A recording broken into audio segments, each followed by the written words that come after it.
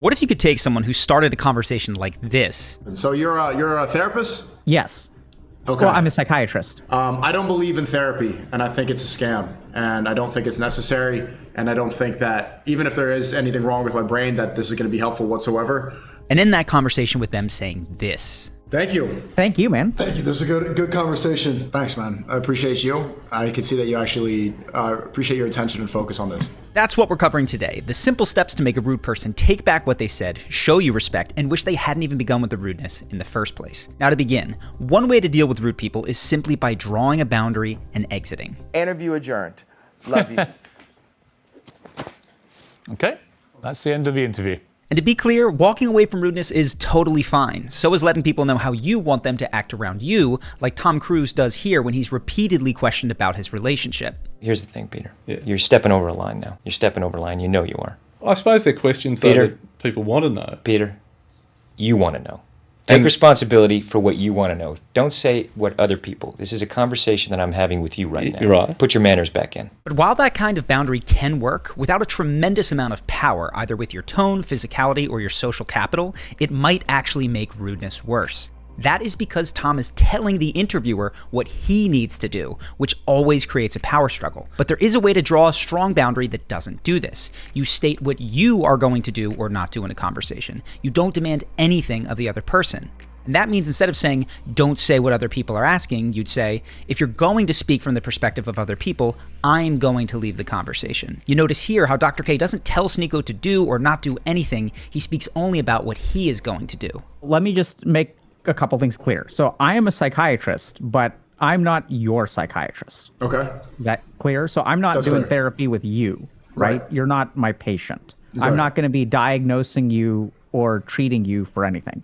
Okay. Now, sometimes it's not practical to explicitly draw boundaries like this, so there is a more subtle way to get the same effect, and that is by practicing non-engagement with the unwanted behavior.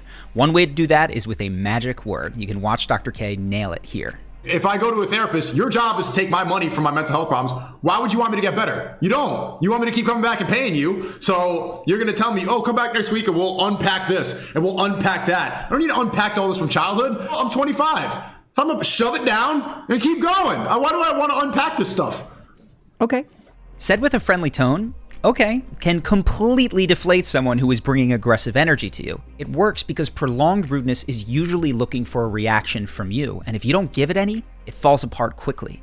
Another way to implement this same principle of non-engagement is by responding to rudeness slowly and with sincerity. You can watch here how the slowness of Dr. K's response causes Sneako to be more polite immediately. How long have you been doing this?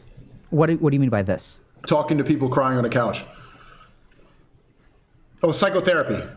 Oh, psychiatry. Going slow gives the other person time to feel regret for their tone. It's a non-aggressive way of inviting them to try again. And responding with sincerity does the same thing because maintaining a rude tone with someone who is kind to you feels uncomfortable for most people. You can watch in this next clip how the sincerity from Dr. K causes Sneako to adjust his approach just as quickly. Is that what you want to talk about? No, I want to talk about whatever. I want to talk about whatever you want to talk about. Can I cry? Sure. Okay. I don't know how this works. What are we supposed to do? That's a great question. So was there something in particular that you had in mind? Okay, what do you specialize in? I've seen you talk to some of my friends. You talked to Aiden for a couple hours and you were able to dissect and figure some stuff out. I don't know. I think this could be an interesting conversation. I don't really know. I completely agree. I think this is going to be a very interesting conversation. Okay. Now, everything covered up until now can happen in just a few seconds, and it will make people drop being rude. Mission accomplished if that's all that you want. But you can still flip the interaction to become one where they respect and value you more afterwards by implementing the next piece. And that is to ask open questions about the worldview underneath their rudeness. Now here it is critical to understand the key difference between open and closed questioning. With open questions, your agenda is to see and understand the other person. With closed questions, your agenda is for the other person to see and understand you, usually by backing them into a corner to make your point. For an example, listen here how this question's word choice and tone indicate that Dr. K isn't setting traps, but is genuinely curious about Sneako's perspective. So when you say that you think therapy is a waste of time, why do you think that? Closed questioning, on the other hand, is often a veiled attempt to prove the other person wrong, and this will come through in your word choice and tone as well. You point to medicine. You claim that DEI programs are putting people at risk. Do you really believe this to be true? And what evidence do you have to support it? This is why you can feel like you're being backed in a corner in certain conversation. It's probably because the other person is asking closed questions. The hidden goal of those questions is not to explore an alternate perspective, but to assert the question asker's worldview. And in this case, Don literally pairs his statement that Elon is wrong right next to the question he just asked. What evidence do you have, though, that they're lowering the standards? There's no evidence of that. I believe there is. What is the evidence? I believe they have literally lowered the standards at Duke University, and that is what the article is referring to. There's no evidence saying they of have that. not lowered the standards? There's no evidence about lowering standards, and I think that there is... I believe that is a false statement you're making. And of course, this derails the conversation, and we end the interaction with more rudeness and disrespect than when we started it, thanks to this closed stance. Yeah. You choose your question. Okay, so... We'll get into the deeper reason that open questions work so well in the last point, but for now, just know that you want to ask open questions until you can fully articulate the other person's perspective back to them in a way that they feel good about. And that looks like this. Okay, so let me just make sure I heard you. So when you pray, so it sounds like you feel a lot of positive emotions. You also think about actions that you want to take and places that you want to go. So you have goals that you think of. Right. This should be easy to do if you've maintained that open approach, but it can get derailed by the very normal tendency to assert our perspective when we hear something that we disagree with. So I want to give you 2 tricks to keep this easy. First, use the phrase, "I don't want to debate," throughout the conversation. It's obviously important that you mean it too. Not debating. Honestly, I'm not trying to debate you. I swear to God, I'm not trying to convince you of shit, okay? Second, if you ever are trying to assert your opinion, own it. That means do not hide statements inside of questions. That's what we saw Don do in that interview. Instead, just turn your closed question into a statement of how you feel. Let's say I don't really have faith, or I'm afraid, or I'm angry. Actually, forget about that. I realized I was slipping into a debating kind of mode, so I'll just say what I'm going to say.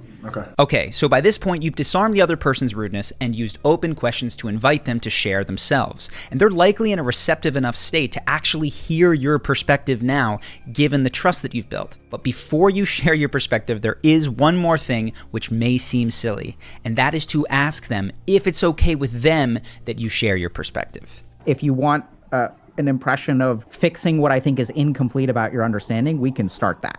Okay.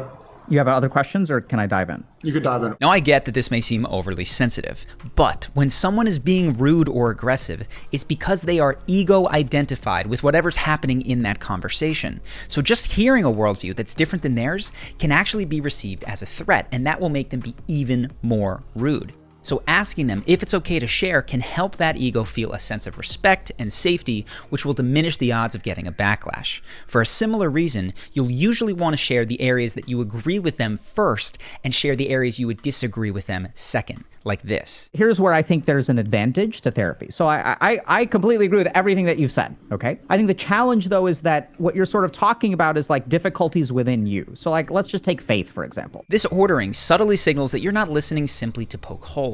That again relaxes the ego as it realizes you aren't here to fight with it or change it. And that takes us to the most counterintuitive and most important point. If you want people to change from rude to respectful with you, the best way to get there is to completely drop trying to change them. Instead, make your aim to deeply understand them.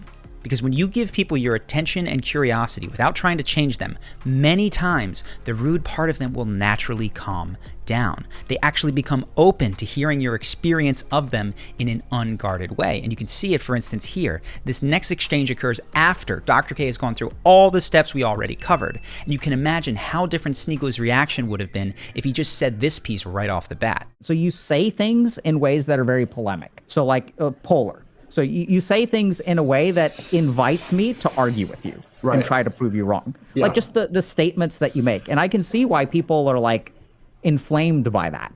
And if I don't try really hard to catch myself, then I will start arguing with you. Right. Why are you smiling right now? Because you're right. Because you're completely right. That's just my way. People tell me that quite a bit. Dropping the goal of changing anyone will also help you to stay collected in the face of rude people. Because if you're thrown off by them, it's often because you think they need to change in order to defend your manhood or your honor or your reputation. In reality, the best way to defend those things is to withdraw any control you may have given them over those things, which naturally makes insults slide off you and maybe even gives you the chance to turn a rude beginning into a valuable exchange. We're connecting. Yeah. Feels good to connect. Yeah.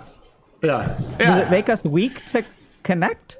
No. So hopefully that helps you handle rudeness like a pro. And if you have ever wanted to connect directly with me to work on any area, including your charisma, confidence, or emotional intelligence, I'm offering a way to do just that. There's an application form for one-off coaching calls with me in the description below. This is something I haven't done in years, and it may not be something that I do for long, but I wanted to see if it's something that I'd find enjoyable and, of course, would be valuable for you. So the link to that application and pricing information is in the description. Either way, I hope that you have enjoyed this video, and I look forward to seeing you in the next one.